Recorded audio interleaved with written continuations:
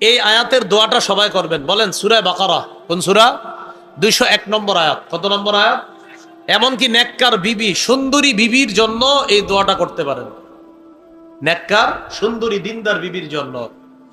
وَمِنْهُمْ مَنْ يَقُولُ رَبَّنَا آتِنَا فِي الدُّنْيَا حَسَنَةً وَفِي الْآخِرَةِ حَسَنَةً وَقِنَا عَذَابَ النَّارِ।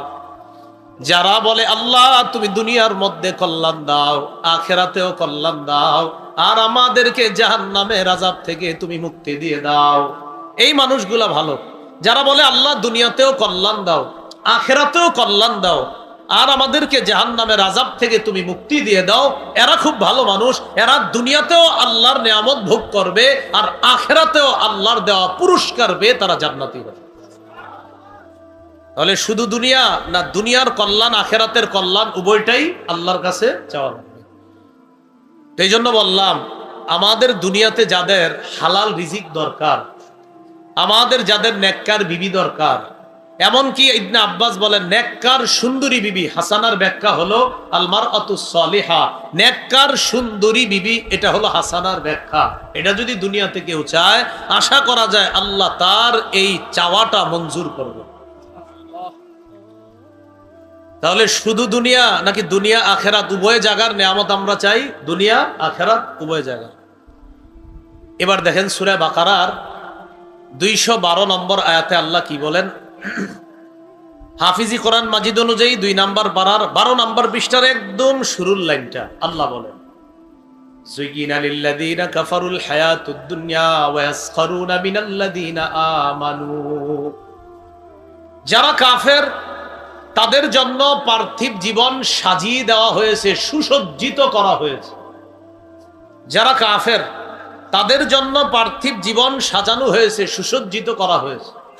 ওয়াসখারুনা মিনাল্লাযীনা আমানু, তারা ঈমানদারদেরকে নিয়ে উপহাস করে। তাহলে বুঝেন, যারা কাফের দুনিয়া তাদের কাছে সুসজ্জিত করা হয়েছে, আর তারা ঈমানদারদেরকে নিয়ে উপহাস করে। আল্লাহ বলেন ওয়াল্লাযীনা তাকাউ ফাওকাহুম ইয়াউমাল কিয়ামাহ, দুনিয়াতে যারা আল্লাহকে ভয় করে কিয়ামতের ময়দানে এই কাফের যাদের সামনে দুনিয়া সুসজ্জিত করা হয়েছে, কিয়ামতের ময়দানে ঈমানদার মুত্তাকি যারা, তারা ওই কাফেরদের অনেক উপরে থাকবে কিয়ামতে। ওয়াল্লাযীনা তাকাউ ফাওকাহুম ইয়াউমাল কিয়ামাহ, যারা মুত্তাকি তারা কিয়ামতের ময়দানে তাদের উপরে থাকবে। আল্লাহ আমাদেরকে ঈমানদার মুত্তাকি হওয়ার তৌফিক দান করেন। তাহলে বলেন তো, দুনিয়ার জীবনটা শুধু সাজানো হয়েছে কাদের জন্য? কাফের। বলেন কাদের জন্য? কাফের। হ্যাঁ, ঈমানদার যারা আমরা, হ্যাঁ আমাদের জন্য দুনিয়া সুন্দর, কিন্তু এই সুন্দরের পিছনে পড়ে আখিরাত ভুলে যাওয়া যাবে না। এবার আল্লাহ বলেন ওয়াল্লাহু ইয়ারযুকু মান ইয়াশাউ বিগাইরি হিসাব, আল্লাহ যাকে ইচ্ছা বেহিসাব রিজিক দান করেন, হিসাব ছাড়া রিজিক দান করেন। আল্লাহ আমাদের সকলকে দুনিয়ার পিছনে পড়ে আখিরাতকে যারা ভুলে যায় তাদের অন্তর্ভুক্ত না করে আমাদেরকে যেন আল্লাহ দুনিয়ার পাশাপাশি যারা আখিরাতকেও চায় তাদের অন্তর্ভুক্ত বানায়। সূরা নাম 32 নম্বর আয়াত, 7 নম্বর পারা, 10 নম্বর পৃষ্ঠা। আল্লাহ পাক রব্বুল আলামিন দুনিয়ার পার্থিব জীবনের দৃষ্টান্তটা কেমনে দেয় দেখেন। আল্লাহ বলেন ওয়ামাল হায়াতুদ দুনিয়া ইল্লা লাইবু ওয়ালাদ-দারুল আখিরাতু খায়রুল লিল্লাযীনা ইয়াত্তাকুনা আফালা তা'কিলুন। এই পার্থিব জীবন খেল তামাশা ছাড়া আর কিছু না। একদল মানুষ মনে করে দুনিয়াটা শুধু খেল তামাশার জায়গা। আল্লাহ বলে হ্যাঁ, তাদের জন্য দুনিয়া পার্থিব জীবনটা শুধু খেল তামাশা, আর কিছু না। ওয়ালাদ-দারুল আখিরাতু খায়রুল লিল্লাযীনা ইয়াত্তাকুন, যারা আল্লাহকে ভয় করে, যারা তাকওয়া অবলম্বন করে, আল্লাহ বলেন আদ-দারুল আখিরা, আখিরাতের জীবনটা মুত্তাকিদের জন্য কল্যাণ আর কল্যাণ। তাহলে দুনিয়ার জীবনটা খেল তামাশা ছাড়া আর কিছু না। এটা কি ঈমানদারদের কাছে এরকম হতে পারে? বলেন না। ঈমানদার কারা? যে যারা দুনিয়ার পিছনে পড়ে আখিরাতকে কখনোই ভুলে যেতে পারে না। আল্লাহ বলে কিছু মানুষের কাছে দুনিয়াটা এমন, এটা খেল তামাশা।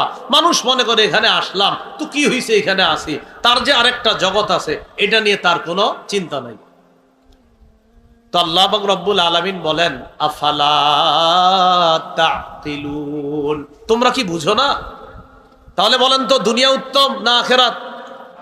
এজন্য দুনিয়ার জীবন এটা কি চিরস্থায়ী না আখেরাতেরটা চিরস্থায়ী? তাহলে চিরস্থায়ী জীবন গ্রহণ করা উত্তম না ক্ষণস্থায়ী জীবন গ্রহণ করা উত্তম? এজন্য রাসূলুল্লাহ সাল্লাল্লাহু আলাইহি সাল্লাম বলেন আসিরু মা ইয়াবকা আলা মা ইয়াফনা, যা ধ্বংস হয়ে যাবে, যা ক্ষণস্থায়ী জীবন, এটার উপরে তোমরা যা চিরস্থায়ী ওই জীবনকে তোমরা প্রাধান্য দাও। আল্লাহ আমাদেরকে আখেরাত প্রাধান্য দেওয়ার তৌফিক দান করেন। চলেন এবার সূরা ইউনূসে যাই। সূরা ইউনূসের 24 নম্বর আয়াত। এই আয়াতে আল্লাহ পাক রব্বুল আলামিন দুনিয়ার জীবনের চমৎকার একটা দৃষ্টান্ত দেয়। আগে শুনেন, বৃষ্টি আসছে, পানি আসছে, পানি আসার পরে এই জমিনের মধ্যে পানি আসছে, জমিনে পানি আসার পর জমিনের উদ্ভিদগুলা ওই পানির সাথে মিশছে, মিশার পর এবার উদ্ভিদগুলা খুব সুন্দর হয়েছে। এবার ওই পানির দ্বারা উদ্ভিদ হয়, ঘাস হয়, ফুলকপি হয়, আরো অনেক কিছু হয়, মানুষের খাবারও হয়, পশু পাখির খাবারও হয়, গরু ছাগলের খাদ্য হয়, হয় কিনা? আচ্ছা, এখন আমরা দেখলাম পানির মাধ্যমে মাশাআল্লাহ দুনিয়াতে অনেক কিছু হয়েছে। সবাই আমরা নিয়ত করছি আগামীকাল সকালে গিয়ে ফসলগুলো আমরা কাটবো, সকালে গিয়ে দেখি কি সব ধ্বংস হয়ে গেছে। সব কি হয়ে গেছে? তাহলে আমরা গতকালকে রাত্রে খুব খুশি হয়েছিলাম যে আল্লাহর প্রদত্ত পানি দিয়ে খুব সুন্দরভাবে ফসলগুলা হয়েছে, এই ফসল আগামীকাল সকালে কাটবো।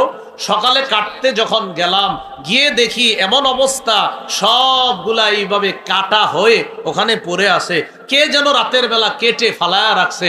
আহারে, দেখা মনে হইতেছে গতকালকে এখানে কোনো ফসলই ছিল না, অথচ গতকালকে এখানে ফসল ছিল। খুব ভালো করে মনোযোগ দিয়ে বুঝেন। তাহলে পানি আসছে, উদ্ভিদ হইছে, ফল হইছে, ফসল হইছে, পরের দিন খাইতে পারলাম না।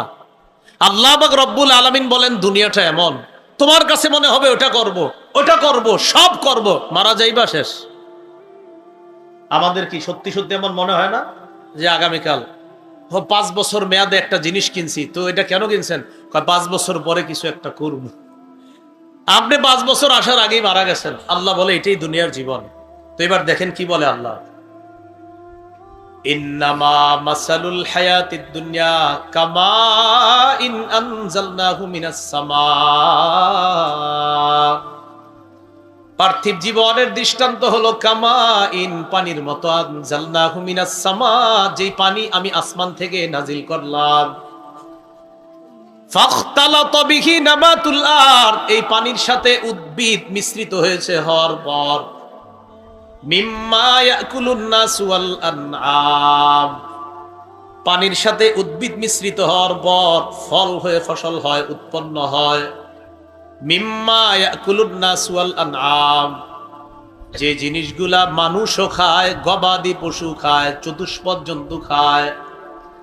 আল্লাহ বলেন হাত্তা ইযা আখাযাতিল আরদু যুখরুফাহা ওয়াজ যায়্যানাত, জমিনটা যখন সুশোভিত হয় আর সুসজ্জিত হয়, সুন্দর হয়েছে, জমিনের ফসল খুব সুন্দর হয়েছে। ওয়াযান্না আহলুহা আন্নাহুম কাদিরুনা আলাইহা, এই জমিনের মালিক যারা, তারা নিয়ত করছে এখন আমরা ফসলগুলা কাটতে পারি, কাটার উপক্রম।